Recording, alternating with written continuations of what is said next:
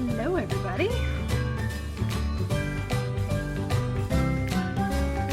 Dawn has made magic happen again. Oh yeah, we'll talk about Peacock in a minute. It's really super cool. So hi guys.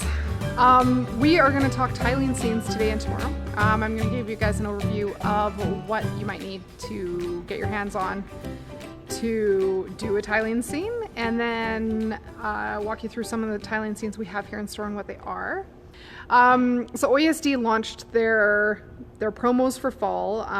If you pop over onto their Facebook page or their website, I know they're giving hints and stuff almost daily of some of the new stuff coming out. But one of the things they have coming out this fall is a couple new tiling scenes, but maybe you don't want to get started on one of those. Maybe they're not your taste. Tiling scenes are a lot of fun. So this is all machine embroidery, and I'm going to walk you through some of the things you'll need right out of the gate. And then tomorrow we're going to stitch a block, the same block, on two different machines, and I'll show you why you might want a different embroidery machine than you have. I feel really strongly that if you're really into embroidery, a 10 needle or a 6 needle embroidery machine is the way to go. And I'll show you why, some of the whys behind that tomorrow. And we're going to stitch the same thing in two places and just show you some of the time savings for those of you who do a lot of embroidery.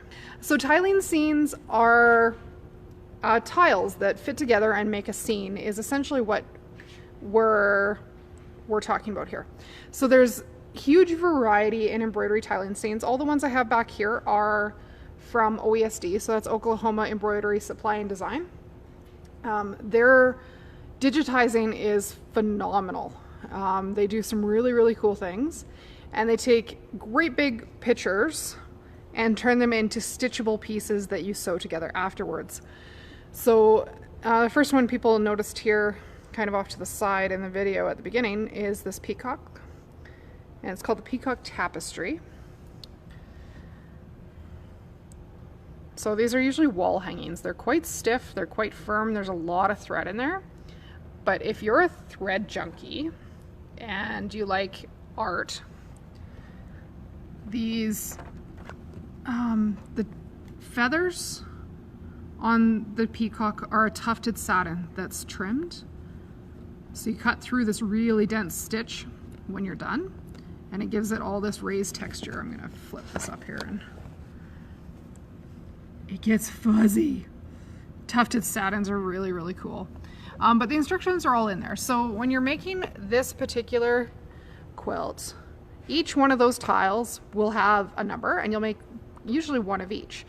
So this tile is just the mirror of this tile, but they'll be digitized so that that works and you don't have to mirror it yourself.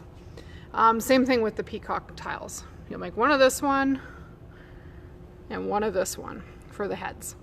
And they give you all the thread colors you need. So it'll give you the thread list, and OESD is very, very clear when they're doing all these individual blocks as to which block will need which colors of thread in what order.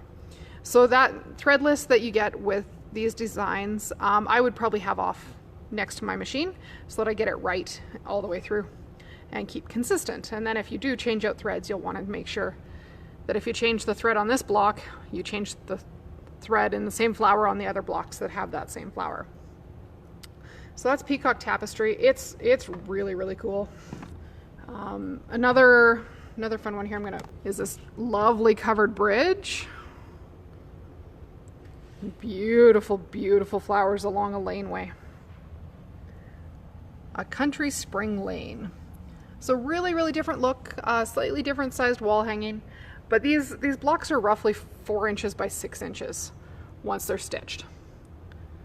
So that's all thread on a solid background fabric. Really pretty cool, right? And it's just the colors in the thread that give this all the detail that it has. And then OESD likes to do Christmas themed ones. We don't usually stitch all of these out for the store just because they are time intensive to make this many blocks. Some of these blocks have 30 or 40,000 stitches in a single block. So you're sitting down and focusing for quite some time, but it's not difficult embroidery. You're not doing applique. You're just changing threads and keeping your machine busy. But look at all the detail in the village. So this is Starry Night. And now they're doing thread kits for most of their designs so that you don't have to figure out what threads to buy and how much of any single color. So some of the newer ones have thread kits available. So if you were to come in and you want to make Starry Night, you would get yourself the CD and the thread kit, and then we'll talk the other supplies. But really at that point it's stabilizer and fabric and your time. I don't know how many spools are in here, but usually the price for a thread kit like this is better than buying spool by spool. So even if you just are getting started with embroidery, buying a thread kit like this is a really good way to start with a whole bunch of colors. The other one that came out last year with a beautiful thread kit is Oh Holy Night. So if you like having a nativity scene hanging at Christmas time, Donna Gelsinger, her art is just stunning, and the digitizers with OESD do just magic with her artwork and turn it into thread art. So we do have a thread kit for that one as well. And this design you can get on a USB stick or a CD here in the store and get the thread kit. Another one that was really, really popular, has a smaller thread kit, but it at least would get you started, is Santa's Workshop. And this is just done in grayscale. Also, the art's done by Donna Gelsinger. But it's really pretty. Other designs that we have, like again, this is very much taste. What is your taste? Everybody's going to be quite different. There's a celestial stained glass, dashing through the snow. Night before Christmas, they got really excited and did it in 2 colorways. So you can get the full color version in the Christmas colors, or you can do it in the grayscale. Autumn Morning Pasture. Nativity Tiling Scene. This one looks like it has some applique in it, so it'll be, might take some more fabric, but maybe less stitching time. And sometimes they get really, really creative. Silver Bells Quilt. It's a really, really neutral Christmassy palette that's silver and blue. Or make it for my house and we'll make it in like orange and pink and blue. So you can make these whatever color you want. There's another peacock here. And then some of the things that you don't think of as tiling scenes but totally are things like this. So similar idea, but this is just almost decorative stitches and color blocked quilt blocks essentially, but it is a tiling scene. So those pieces are designed to go together, line up, make that cool star shape in the middle, make the square shape. It's funky. So that's a modern tiling scene. That would look really great in my house. And then same take, different color style, modern Petals tiling scene. So for tomorrow, I went through and picked what I thought would be a great gift for my father-in-law, and I'm gonna show you guys how to stitch one of these blocks tomorrow. And then for those of you who have men in your lives that are nothing but a challenge to sew for, I thought this one was really pretty sweet. But the things you'll need to make your tiling scene: you will need some stabilizer. There's a lot of stitches going into these tiling scenes. Even that peacock doesn't have a lot of background fill in it, but these are very dense satin stitches and very dense decorative stitches.